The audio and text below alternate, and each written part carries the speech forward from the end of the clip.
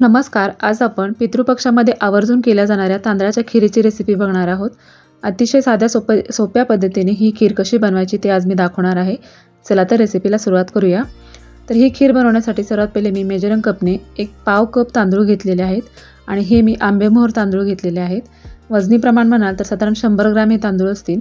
आंबेमोहर तांदूळ नसतील तुम्ही इंद्रायणी घेऊ शकता, बासमती घेऊ शकता किंवा तुमच्या घरामध्ये जे कोणते तांदूळ आहेत ते सुद्धा तुम्ही घेऊ शकता. फक्त आंबेमोहर किंवा इंद्रायणी तांदूळ घेतल्यामुळे त्या खीरीला छान असा सुगंध येतो, त्यामुळे मी इथे आंबेमोहर तांदूळ घेतलेले आहेत. फक्त तांदूळ घेत असताना बारीक आणि जाड घ्यायचा, म्हणजे खीरीला छान घट्टसरपणा येतो. तर आता इथे सर्वात पहिले आपण गॅसवरती कढई ठेवलेली आहे आणि त्याच्यामध्ये मी 2 चमचे तूप टाकून घेते. तूप गरम झालं की यामध्ये टाकणार आहोत आपण काजू आणि बदामाचे तुकडे. हे तुपावरती छान असे परतून घ्यायचेत. सुकामेवा तुमच्या आवडीप्रमाणे तुम्ही घेऊ शकता.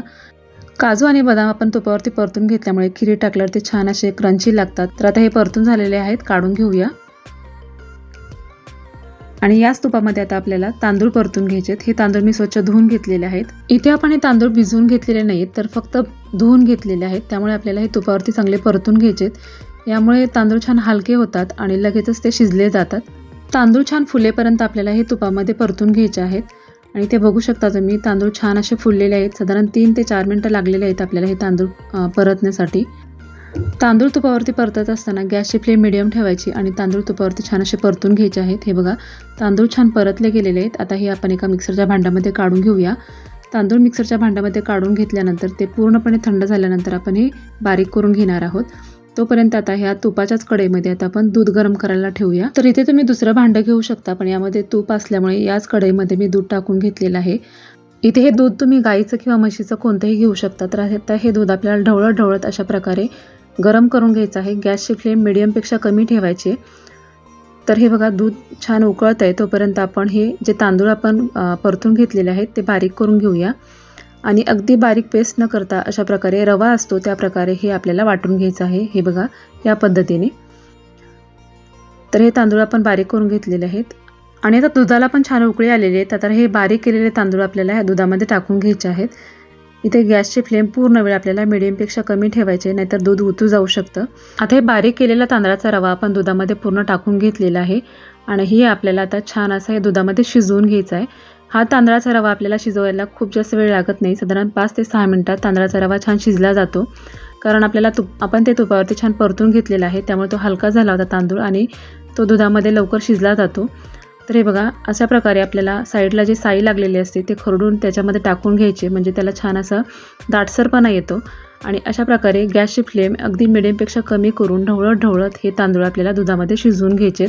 इथे अजून आपण साखर टाकलेली नाही आहे, कारण आत्ता जर आपण यामध्ये साखर टाकली तर तांदूळ शिजण्यासाठी जास्त वेळ लागू शकतो. त्यामुळे तांदूळ शिजल्यानंतर आपण यामध्ये साखर टाकणार आहोत. तर इथे साधारण 6 ते 7 मिनिट झालेले आहेत. आपण हा तांदळाचा रवा छान शिजवून घेतलेला आहे आणि हे बघा, बोटावरती स्मॅश केला की लगेच स्मॅश होतं आहे, म्हणजे तांदळाचा रवा छान शिजलेला आहे. आता यामध्ये आपण साखर टाकून घेऊया. तर इथे मी अर्धा कप साखर टाकून घेते. तुम्हाला जर तांदळाची खीर अजून गोड हवी असेल तर साखरेचं प्रमाण थोडं वाढवू शकता. साखर टाकल्यानंतर दूध थोडं आटेपर्यंत ही खीर आपल्याला शिजवून घ्यायची, म्हणजे खीरीला छान असा दाटसरपणा येतो. खरं तर आमच्या सोलापूर भागामध्ये पितृपक्षामध्ये जोडगव्हाची खीर केली जाते, पण शहरी भागामध्ये जोडगहू सहज उपलब्ध होत नाही. त्यामुळे शहरी भागामध्ये शक्यतो तांदळाचीच खीर बनवतात. तर हे बघा, दूध छान आटलेलं आहे आणि इथे मी ड्रायफ्रूट्स टाकत असताना कॅमेरा नेमका बंद राहिल्यामुळे मी दाखवलेला नाही आहे. तर ड्रायफ्रूट्स इथे मी टाकून घेतलेले आहेत आणि ते बघा तुम्ही, बरंचसं असं दूध हे आटलेलं आहे. आणि सर्वात शेवटी यामध्ये टाकलेले आहे आपण अर्धा चमचा वेलची पावडर. वेलची पावडर सर्वात शेवटी टाकायची, म्हणजे त्याचा सुगंध छान टिकून राहतो. तर इथे आपली खीर छान अशी तयार झालेली आहे. आता जर ही खीर पातळ वाटत असली तरीसुद्धा जशी थंड होईल तशी ती घट्ट होते. पण तुम्हाला अजून जर घट्ट खीर हवी असेल तर तुम्ही अजून आटवू शकता. आता ही खीर आपली तयार झालेली आहे. एका पातेल्यामध्ये काढून घेऊया. खीर पातेल्यामध्ये काढून घेतल्यानंतर वरून थोडेसे पिस्त्याचे काप मी टाकून घेतलेले आहेत छान दिसण्यासाठी. तर इथे बघू शकता तुम्ही, खीर अजून पूर्णपणे थंड झालेली नाही आहे, तरी पण ही घट्ट व्हायला सुरुवात झाली आहे. हे बघा, जशी थंड होते तशी ती घट्ट व्हायला लागते. तर अशा प्रकारे मस्त अशी आपली ही तांदळाची खीर तयार झालेली आहे. अगदी कमी साहित्यामध्ये झटपट अशी खीर तयार होते. तर तुम्हाला ही रेसिपी कशी वाटली ती नक्की कमेंट करून सांगा. रेसिपी जरी आवडली असेल तर व्हिडिओला लाईक करून चॅनलला सबस्क्राईब करायला सुद्धा विसरू नका. भेटूया अशा छान अशा रेसिपीसोबत. तोपर्यंत नमस्कार.